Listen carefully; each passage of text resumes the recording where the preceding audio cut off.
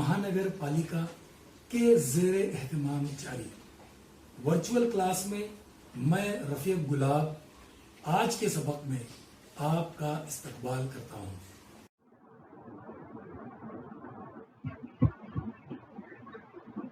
अस्सलाम वालेकुम।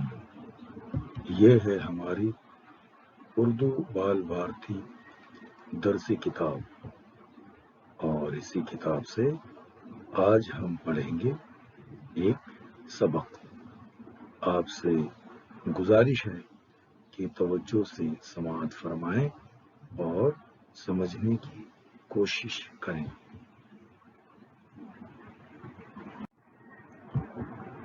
आज हम पढ़ेंगे उर्दू बाल भारती दरसी किताब से सबक नंबर 9 फ़कीर, जिसके मुसन्निफ हैं अजीम बेग चोगताई। पहली बात, एक फ़कीर ने एक दरवाजे पर खाने के लिए आवाज लगाई। अंदर से एक खातून की आवाज आई कि अभी खाना नहीं बना है। फ़कीर बरजस्ता बोला, आप मेरा मोबाइल नंबर नोट कर लीजिए और खाना बनते ही मुझे मिस कॉल दीजिए, मैं हाजिर हो जाऊंगा। आज जदीद टेक्नोलॉजी के दौर में हर शख्स अपने काम कारोबार के लिए नित नए तरीक़े इख्तियार कर रहा है। इनमें वो तंदुरुस्त लोग भी शामिल हैं जिन्होंने भीख मांगने को अपना पेशा बना लिया है। कई मौक़ों पर डांट फटकार सुनने के बावजूद वो इस किस्म की हरकत से बाज नहीं आते। ज़ैल के सबक में ऐसे ही एक फ़कीर की सरगुज़िश्त बयान की गई है।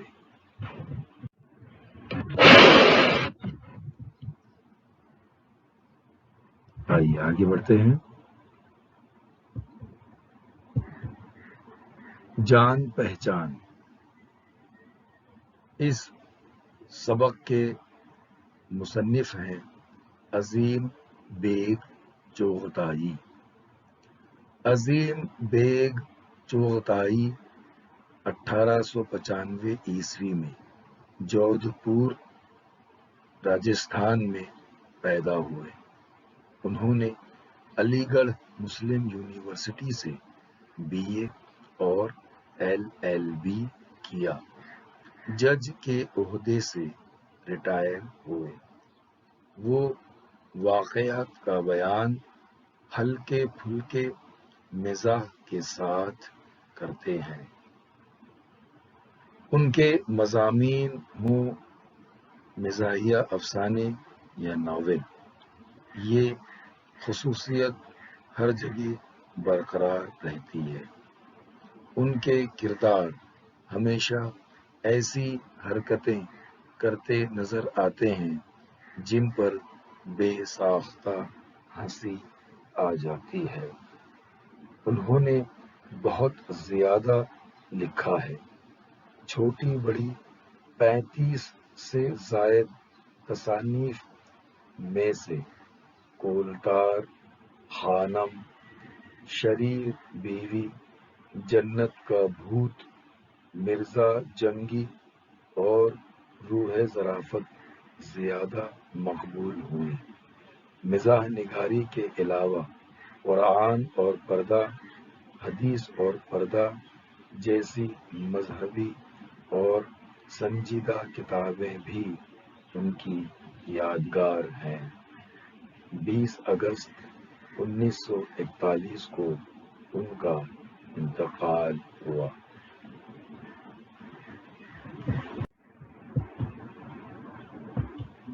हम पढ़ रहे हैं سبق نمبر 9 فقیر۔ آئیے اب ہم سبق پڑھیں گے، آپ توجہ سے سماعت فرمائیں اور سمجھنے کی کوشش کریں۔ ایک روز کا ذکر ہے کہ میں غسل خانے سے نہا کر برآمدے میں جو نکلا تو کسی فقیر نے سڑک پر سے کھڑکی کی چلمن میں شاید پرچھائی یا جنبش دیکھ کر صدا دی، مائی تیرے بیٹا ہوئے۔ میں نے اس فقیر کو ایک قابل رحم ہستی پایا، ایک فاقہ زدہ ضعیف العمر، چیتھڑے لگائے بے کسی اور بے بسی کی زندہ تصویر۔ مجھے اس کی حالت زار دیکھ کر بڑا رحم آیا اور میں نے اس سے کہا کہ گھوم کر صدر دروازے پر آ جاؤ۔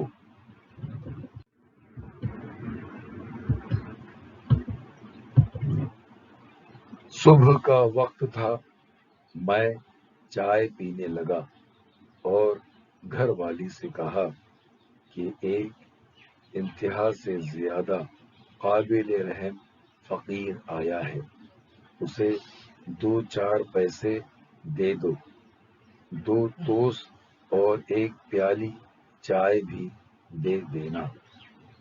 مستنڈے فقیروں سے جتنی مجھے نفرت ہے، اس سے دوگنی نفرت میری بیوی کو ہے، اور اسی مناسبت سے ان فقیروں یعنی محتاجوں سے الفت ہے جو واقعی رحم و کرم کے مستحق ہیں۔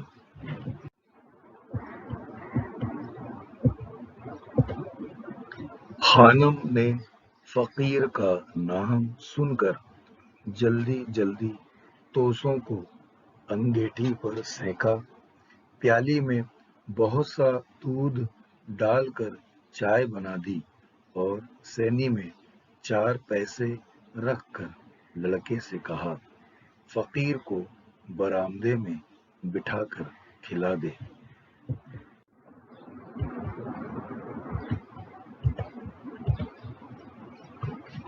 اب قسمت ملاحظہ ہو کہ وہ غریب محتاج جسے میں نے بلایا تھا صدر دروازے کی پشت پر تھا، گھوم کر آ جانا اس کے لیے مشکل ہوا، یا آتے میں کسی دوسرے گھر سے مانگنے لگا ہوگا، یا پھر اپنی راہ کھوٹی نہ کرنا چاہتا ہوگا۔ قصہ مختصر، وہ تو آیا نہیں، البتہ اس کے بدلے پھاٹک میں ایک اور فقیر صاحب داخل ہوئے اور اپنی صدا لگانے بھی نہ پائے تھے کہ لڑکا ناشتہ لے کر پہنچا۔ کیا دیکھتا ہے کہ ایک فقیر صاحب گلے میں مالا ڈالے، موٹا سا فقیرانہ ڈنڈا اور فقیرانہ لباس، گلے میں جھولی، ہاتھ میں چمل، تہمت باندھے موجود ہیں۔ اس نے کہا، سائیں جی برآمدے میں آ جاؤ۔ سائیں جی نے غنیمت سمجھا اور ناشتہ شروع کیا۔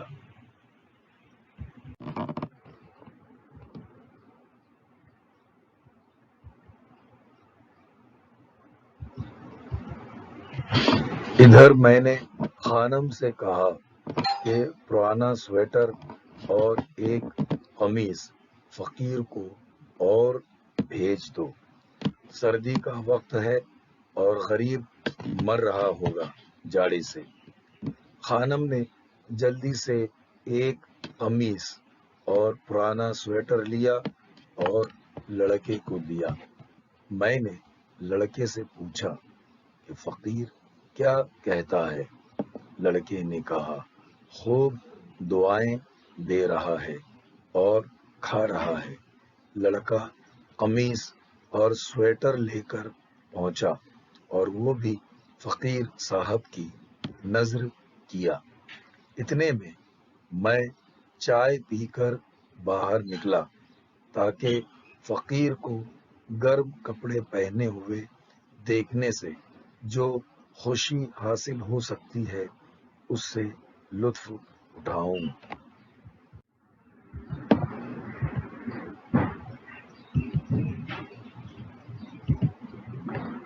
باہر پہنچا تو کیا دیکھتا ہوں کہ ایک ہٹا کٹا انتہا سے زیادہ مضبوط فقیر ڈکاریں لے رہا ہے اور سویٹر اور قمیص ہزاروں دعاؤں کے ساتھ لپیٹ کر جھولی میں رکھ رہا ہے۔ دراصل یہ مشٹنڈا صرف ایک سینہ کھلی فقیروں والی کفنی پہنے تھا اور ایسا معلوم ہوتا تھا کہ صبح کی سرد ہوا سے لطف اٹھا رہا ہے۔ سینہ بالشت بھر اونچا، داڑھی منڈی ہوئی، کلے چڑھے ہوئے، مجھے دیکھتے ہی حضرت لگے مجھے دعائیں دینے۔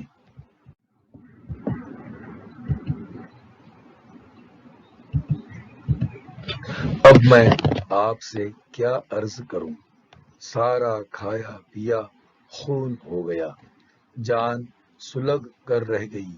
جی میں تو یہی آیا کہ اس کمبخت کا منہ نوچ لوں۔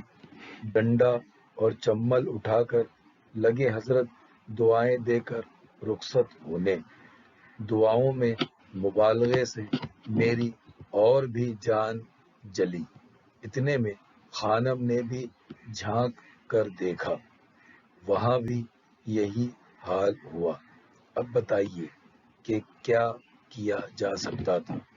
میں اسی شش و پنج میں تھا کہ میرے ایک دوست بھی آ گئے۔ میں نے 2 لفظوں میں فقیر کی ستم آرائی بیان کی اور پھر فقیر سے کہا، اتنے موٹے تگڑے ہو کر بھیک مانگتے ہو، بڑے شرم کی بات ہے۔ اس کے جواب میں فقیر صاحب نے اپنے پیدائشی حقوق سے دستبرداری سے معذوری ظاہر کی، اور اب میں یہ سوچنے لگا کہ کیا یہ ممکن ہے کہ اس بدتمیز سے کم از کم سویٹر اور قمیص ہی واپس چھین لوں۔ میرے دوست نے کہا، یہ مناسب نہیں ہے، مگر حضرت وہ جو کسی نے کہا ہے، درد اس سے پوچھیے جس کے جگر میں ٹیس ہو۔ میں نے کہا، خواہ ادھر کی دنیا ادھر ہو جائے، میں اس موذی کو یہ چیزیں ہرگز ہرگز ہضم نہ کرنے دوں گا۔ میں نے اس محتاج کی تلاشی کرائی، ملازم اسے تلاش کرنے گیا، اور اب میں نے ادھر فقیر صاحب کو لیا آڑے ہاتھوں۔ میں نے کہا، تم نوکری کیوں نہیں کرتے؟ وہ کچھ جل کر بولا، آپ ہی رکھ لیجئے۔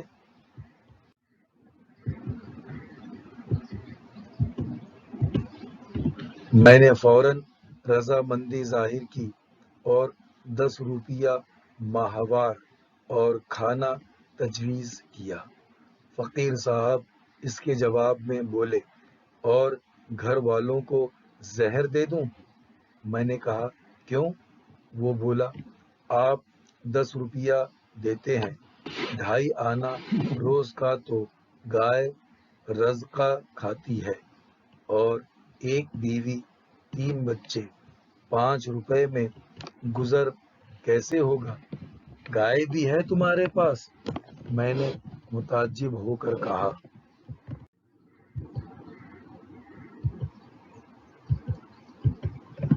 وہ بولا، صاحب آپ بڑے آدمی ہیں، ہم بھلا کہاں سے پیسے لائیں جو روز 3 سیر دودھ خریدیں؟ 3 سیر؟ میں نے متعجب ہو کر کہا، 3 سیر بھائی 3 سیر کا خرچ کیسا؟ معلوم ہوا خیر سے خود حضرت 2 سیر دودھ یومیہ نوش کرتے ہیں۔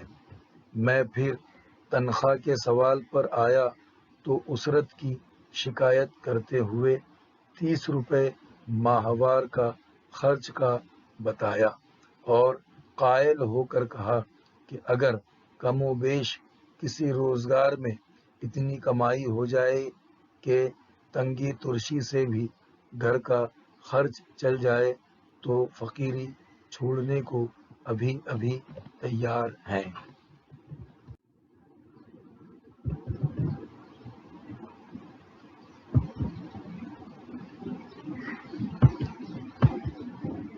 اب میں اپنے دوست کی طرف دیکھتا ہوں اور وہ میری طرف۔ پھر معلوم ہوا کہ حضرت دوپہر کے قیلولے کے سخت عادی ہیں اور کسی صورت میں بھی دوپہر میں تو کام کر ہی نہیں سکتے۔ ویسے ہر طرح کوئی پیشہ، دھندا، نوکری، غرض جو بھی بتاؤ اس کے لیے حاضر ہے۔ اب آپ ہی بتائیے میں اس موذی کو کیا جواب دیتا؟ میرا وہ حال کہ مرے پر 100 درے، اتنے میں ملازم آیا۔ باوجود سخت تلاش کے وہ محتاج نہ ملا۔ اگر میرے دوست نہ ہوتے تو غالباً میں اس موذی سے ضرور کپڑے چھین لیتا، مگر میں نے اور ترکیب سوچی۔ میں نے قطعی طور پر فقیر صاحب سے کہا کہ میں تمہیں اس حرام خوری کی سزا دیے بغیر ہرگز نہ جانے دوں گا۔ 50 دفعہ کان پکڑ کر اٹھو بیٹھو، اور خبردار جو پھر کبھی اس طرف کا رخ کیا۔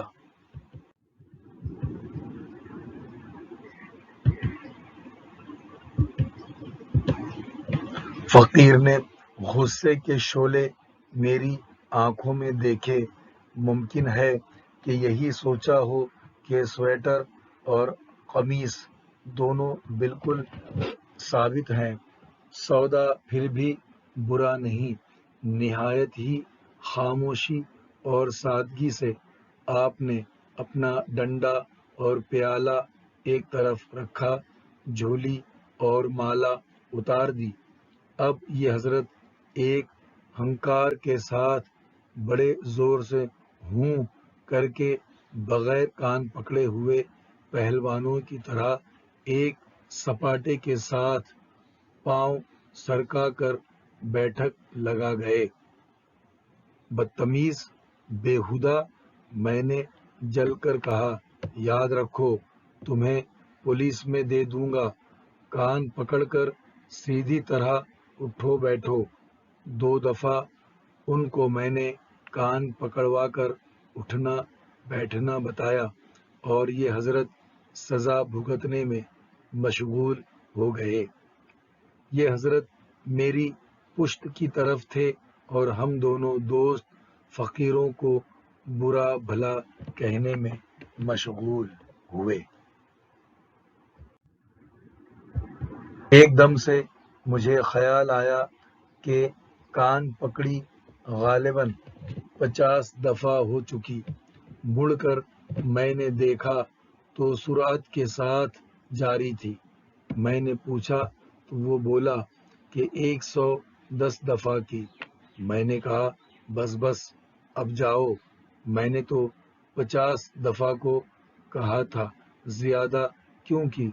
وہ بولا صاحب 500 بیٹھکیں روز لگاتا ہوں۔